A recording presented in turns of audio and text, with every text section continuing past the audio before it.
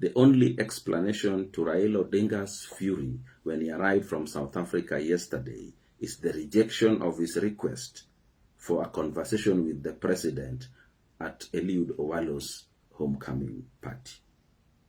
When James Orengo stood up to speak, he informed the crowd that he had spoken to Raila Odinga an hour earlier and he would like President William Ruto to have a conversation with Raila Odinga so that there can be unity and peace in the country.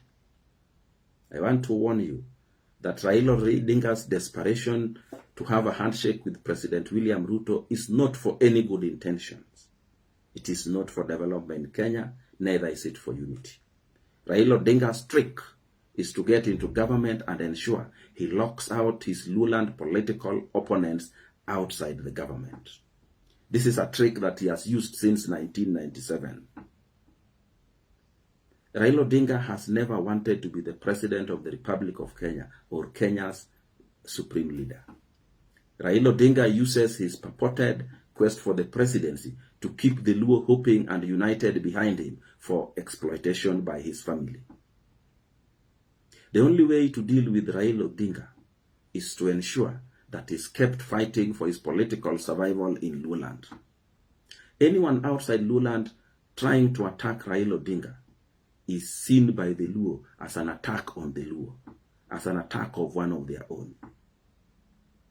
It is wise to let fellow Luos keep Raila Odinga at war in his homeland.